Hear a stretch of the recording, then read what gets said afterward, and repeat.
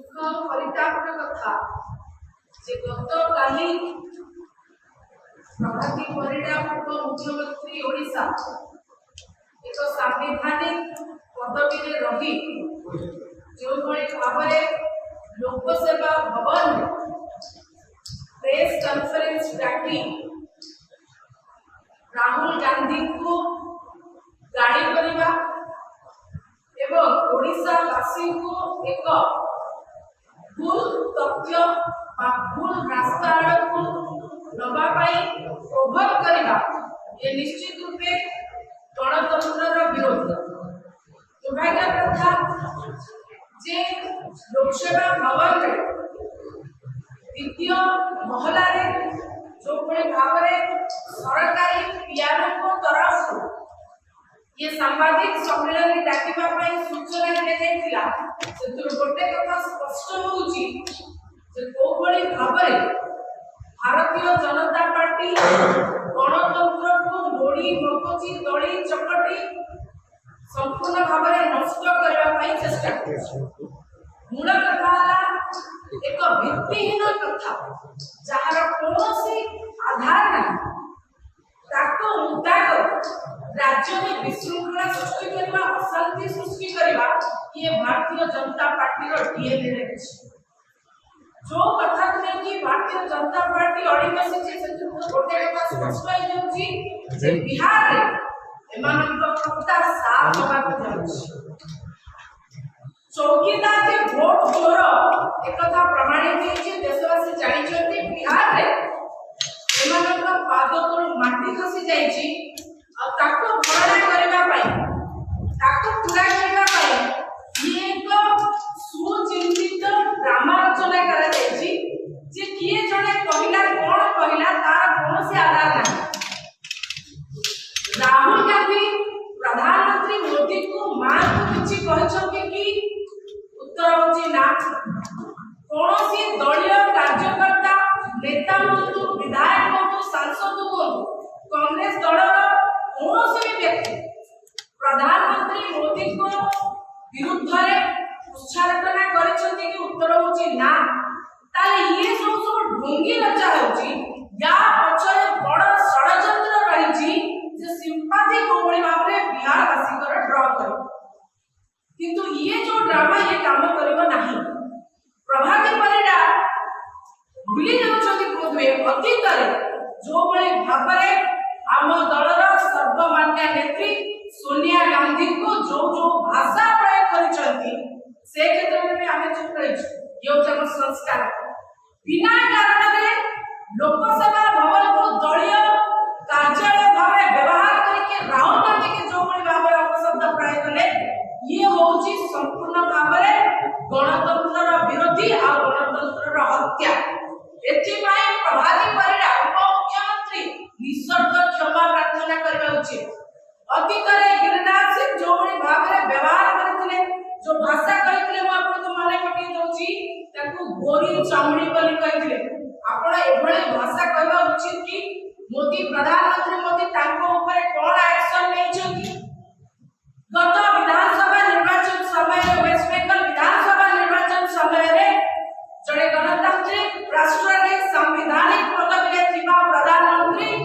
75 वर्षर यशस्वी वृद्ध जड़े महिला मुख्यमंत्री को कोन कहले ना दीदी और दीदी मु जदी आपन के एटी कहबी मोदी और मोदी आपन को खराब लागेबो किंतु एटी संवैधानिक पदवी रे थिबा जड़े यशस्वी वृद्ध जड़े मुख्यमंत्री महिला मुख्यमंत्री का प्रति अपशब्द व्यवहार कले कहीं से तो बड़ा प्रभाती परिडा किछि कहले नि चुकले तक मुहरे में बेबी कोई लगाइला जेते बेले रेणुका चौधरी को सुपर नखरे आख्या दिया गला सेते बेले ए प्रभाती परिडा कोन करथिले काहे की पार्टी कलिले नहीं कोन ताको देखा जाउ नथिला तमाम कथा अछि जर्सी गाई को नेकरी गोरी चमड़ी नाच बाली तमाम बा डांसर को आरंभ करी जेते अपशब्द व्यवहार करछथि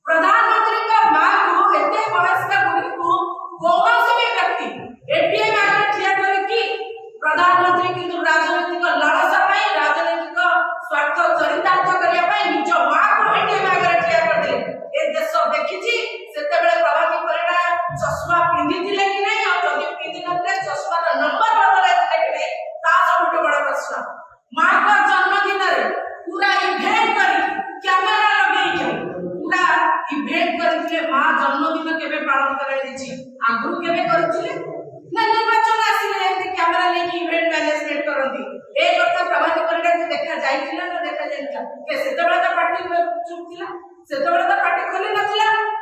तृतीय कथा होची निज मां को बासन मजले बारंबार कहबा पाई मध्ये पचे नांती ये होची ता मां का देहांत पर ये लोग बहुत ड्रेस बदले को बहुत पसंद करती स्टाइल रहे को पसंद करती बाहर विदेश रो ब्यूटिशियन को आनी करे मेकअप करती एवं ए मेकअप मध्ये मां का देहांत पर हिंदू धर्म रो जो परंपरा रही ये व्यक्ति हिंदू धर्म रो ठिकादार साजिबा व्यक्ति निज मां का देहांत पर लंडा भी हलानी स्टाइल कमी ये व्यक्ति अछि कहूची कोनटा किए गोटे कहि दला कोठी कोन कहले ने कांग्रेस में जबकि आजकल सब कथा नेहरू थे सबके बिहार इलेक्शन में किए कोठी कोन कहि दला सेति पई राहुल गांधी थे ये की मानसिकता मूल कथा होची एमानकर चरित्र होची महिला को असम्मान करे तमाम घटना अछि तमाम उदाहरण अछि जो थिरे भारतीय जनता पार्टी महिला मानव को असम्मानित करछि। गतकाली प्रभाती परिडा जो बड़ी भाବରେ उच्चारण आचरण थिला सेतिरो स्पष्ट जଣା पडुथिला जे एबे भारतीय जनता पार्टी रो महिला ମାନଙ୍କ ଭିତରେ कंपटीशन चलछि से कंपटीशन टा होछि जे कंगना रणावत सिंड्रोम। कंगना रणावत एबे प्रधानमंत्री मोदी का सबटु पसंदीदा महिला वो दुए प्रभाती परिडा को मन भितर ए कथाटा दिने कोने भसा बांधी जे मु जदी एमती ओसा सुवा बढिया कथाबार्ता करबी प्रधानमंत्री को खुशी करा बढिया कथाबार्ता करबी तले मु बितर पसंदीदा महिला हबी आ मो भितर मध्य से कंगना रणावत सिंड्रोम दिने कोने भरी रही छी बोले खाली से प्रमाणित करि देले आ ए होची सबटु बड़ रोग बड़ व्याधि आ भारतीय जनता पार्टी रो खाली प्रभाती परिडा नोती ताकर महिला मोर्चा द्वारा तमाम महिला भितर ये जो कंगना रणावत सिंड्रोम ये पूरा तक डीएनए भरी करे नहीं सच्ची में हुए तो प्रभाती परिडा तकर बुद्धि विवेक विद्या को पछरे पके दे कंगना रणावत सिंड्रोम रे पाया है कि तापर स्पष्ट जणा पड़ो। आपन को आ गोटे कथा मध्ये कहबे को भूली जाई छी सेटा मध्ये कहूची हम दलर पैनलिस्ट